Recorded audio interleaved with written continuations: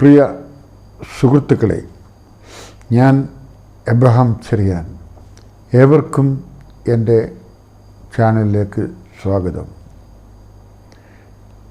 നിങ്ങൾ എൻ്റെ channel subscribe ചെയ്യുക, മുകളിൽ കാണുന്ന ബെല്ലൈക്കൺ ക്ലിക്ക് ചെയ്യുക. ഇന്നത്തെ വിഷയം നവോത്ഥാനത്തിൽ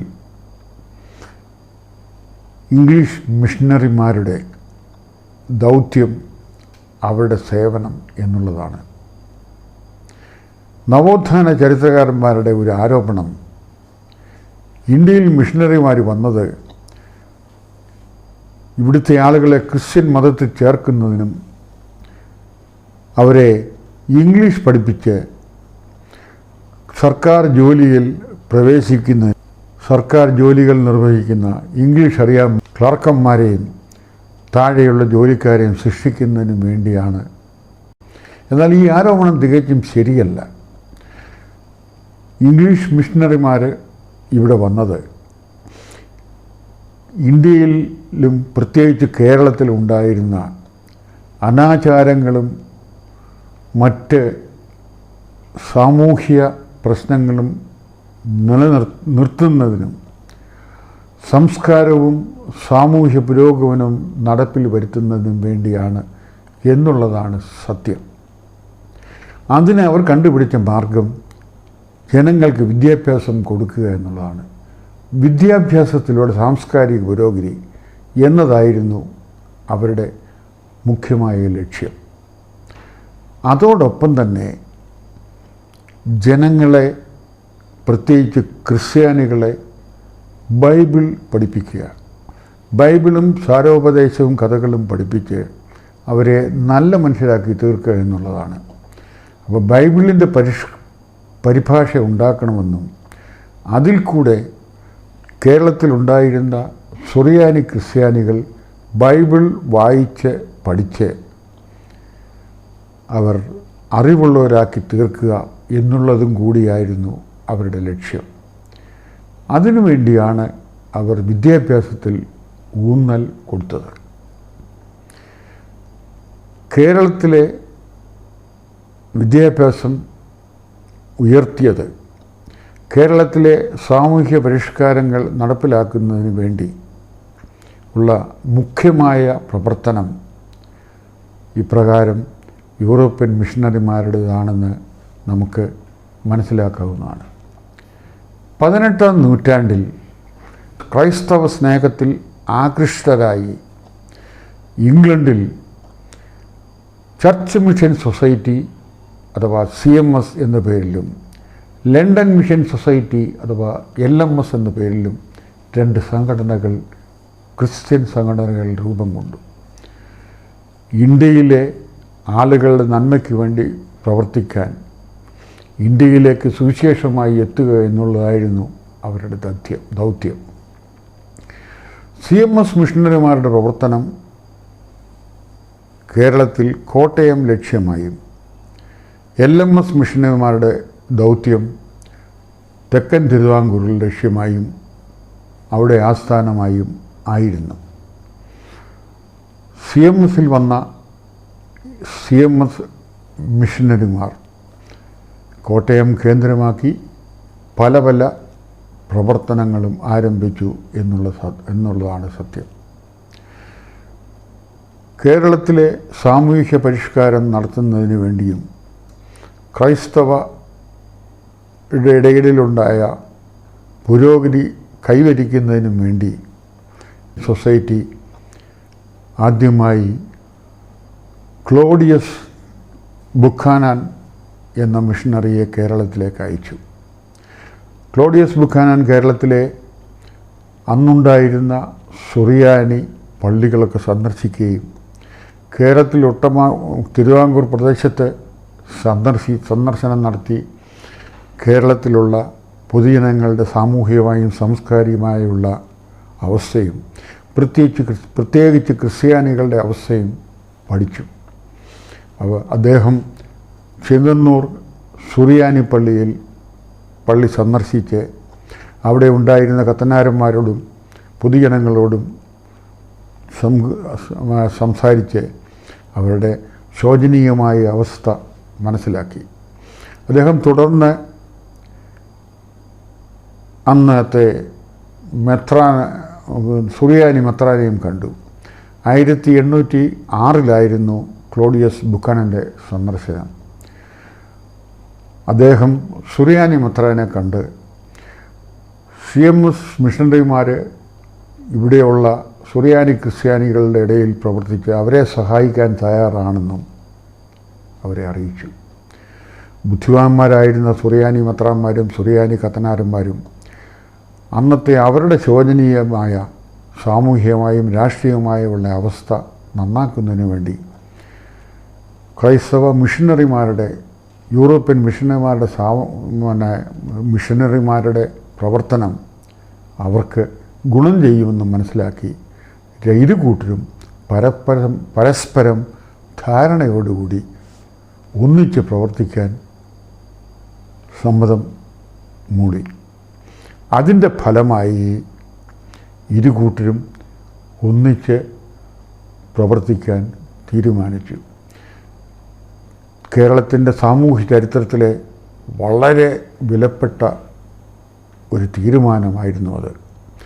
കാരണം ഇംഗ്ലീഷുകാർക്ക് താഴെ ലെവലിൽ പ്രവർത്തിക്കാനുള്ള സൗകര്യങ്ങൾ കുറവായിരുന്നു. അതേസമയം തിരുവിതാംകൂറിൽ മുഴുവൻ ഉണ്ടായിരുന്ന സുറിയാനി സഭയ്ക്ക് ഗ്രാസ് റൂട്ട് ലെവലിൽ ഈ ഇംഗ്ലീഷുകാരുടെ പ്രവർത്തനത്തോട് ഒന്നിച്ച് കൂടെ നിന്ന് പ്രവർത്തിക്കുന്നതിനും ഇരു കൂട്ടർക്കും പ്രവർത്തനം നടത്തുന്നതിനുമിടയായി.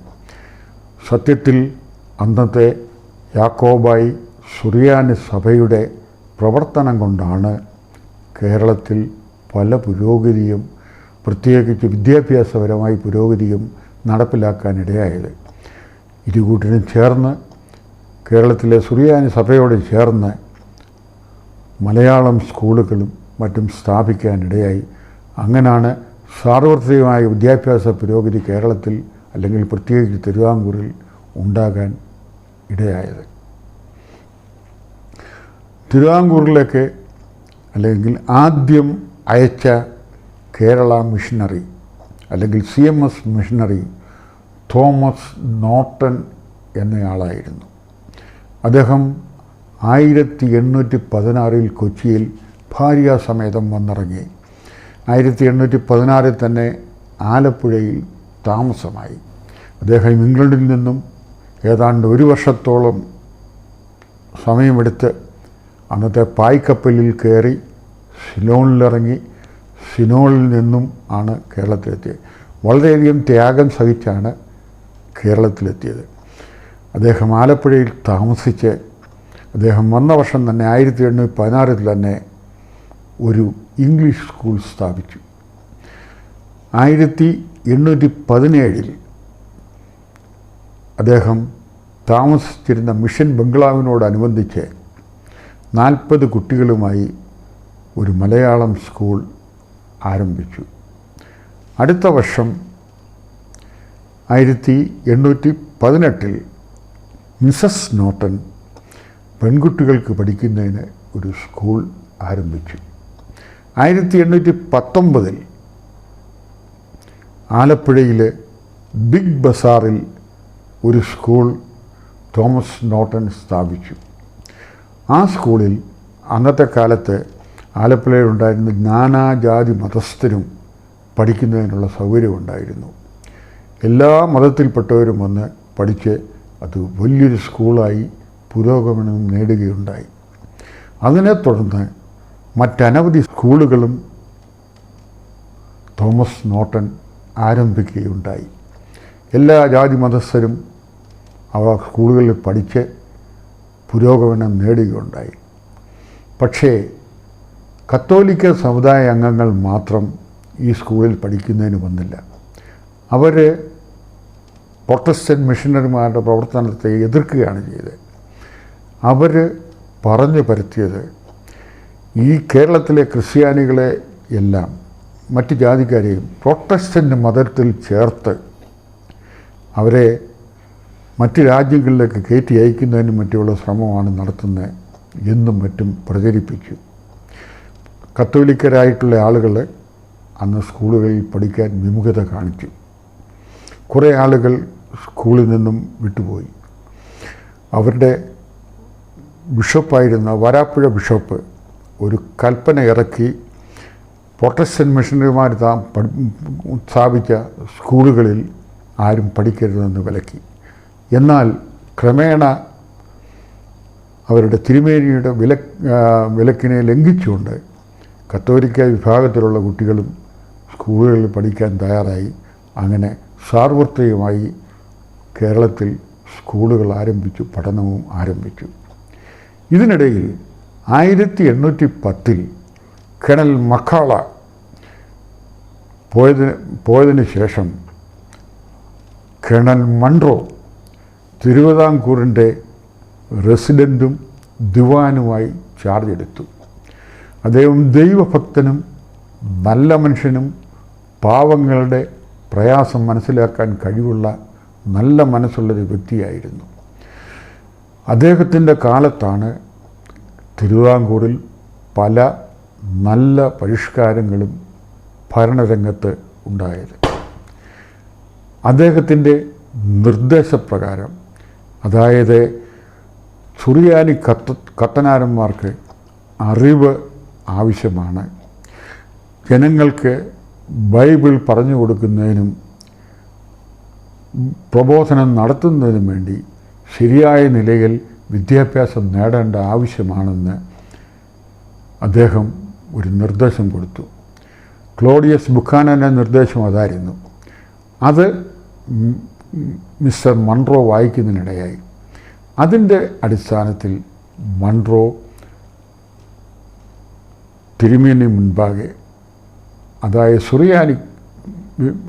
സുറിയാനി സഭാ തിരുമേനിയുടെ മുൻപാകെ, മെത്രാൻ്റെ മുൻപാകെ ഒരു നിർദ്ദേശം വെച്ചു.